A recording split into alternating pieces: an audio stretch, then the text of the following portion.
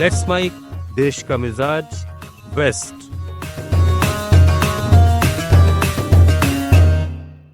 राजस्थान के जयपुर में नीरजा मोदी स्कूल में बच्चे की कथित आत्महत्या के मामले में राज्य सरकार सख्त हो गई है। शिक्षा मंत्री मदन दिलावर ने कहा है कि यह मामला बेहद गंभीर है और सरकार इसकी गहराई से जांच करवा रही है।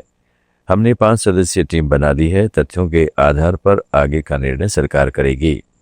शिक्षा मंत्री ने बताया कि ये भी जांच की जा रही है कि स्कूल को एनओसी किस आधार पर दी गई और सीबीएसई से मान्यता कैसे मिली।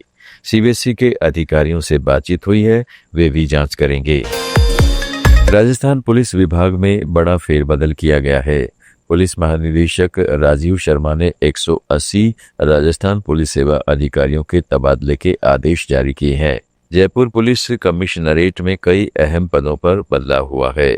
कोतवाली के एसीपी अनूप सिंह को जेडीए में डीएसपी बनाया गया है, जबकि किशोर सिंह अब जयपुर के डीसीपी ट्रैफिक होंगे।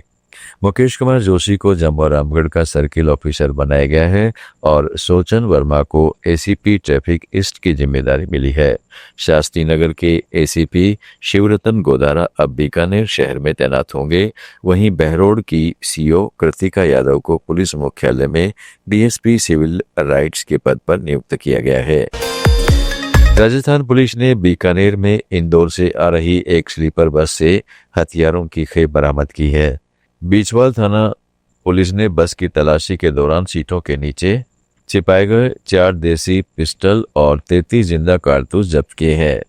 मुखबिर से मिली सूचना के आधार पर यह कार्रवाई की गई, जिसके बाद गंगानगर बाईपास रोड पर बस रोककर जांच की गई। कार्रवाई की भनक लगते ही आरोपी नोखा में बस छोड़कर फरार हो गया। बस से मिले दस्तावेजों के आधार पर 3 स्थानीय लोगों के नाम सामने आए हैं। महाराष्ट्र में जल्द ही नगर निकाय चुनाव का ऐलान होने वाला है।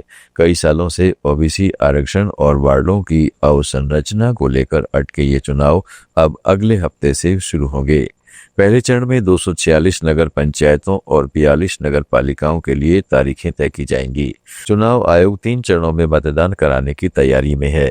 पहले नगर पालिकाएं और पंचायतें, फिर जिला परिषदें और पंचायत समितियां और आखिर में नगर निगमों के चुनाव होंगे।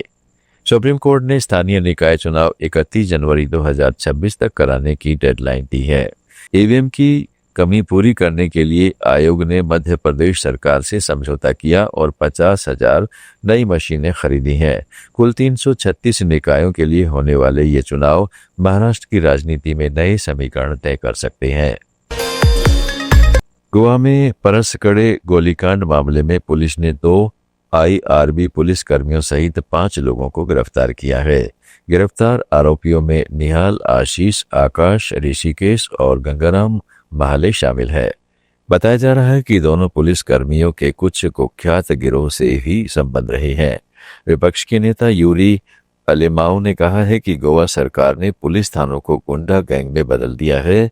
अब आम लोग असली पुलिस और गुंडा में फर्क नहीं कर पा रहे हैं। वहीं विधायक विजय सरदेसाई ने कहा है कि जब पुलिस वाले ही बंदूक उठा लें तो कानून व्यवस्था का पतन हो चुका है। गुजरात के अहमदाबाद शहर में इन दिनों सर्दी, खांसी और वायरल इन्फेक्शन के मामलों में तेजी से बढ़ोतरी देखी जा रही है।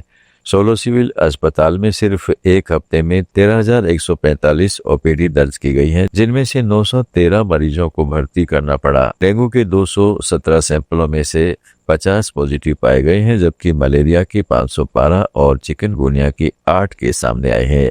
स्वास्थ्य विभाग ने इसे गंभीरता से लेते हुए लोगों से सतर्क रहने की अपील की है। गुजरात के पंचमहल जिले में हाल ही में खेती के नुकसान से परेशान किसानों के लिए राहत की खबर आई है। नाफेड के चेयरमैन और पंचामृत डेयरी के अध्यक्ष जेठाभाई भरवाड़ ने किसानों और पशुपालकों के लिए बड़ी घोषणा की है। शेरा तालुका के मोरवा रेणा गांव में आयोजित बैठक में मौजूदा हालात को देखते हुए पंचामृत डेयरी के दाने की कीमत में प्रति किलो 1 रुपए की कमी करने का फैसला किया गया। यह राहत सिर्फ पंचमहल ही नहीं बल्कि महिसागर और हादौद जिले के पशुपालकों को भी अगले 2 महीनों तक मिलेगी। देश का मिजाज में फिलहाल इतना ही। जुड़े रहिएगा लेट्स माइक के साथ।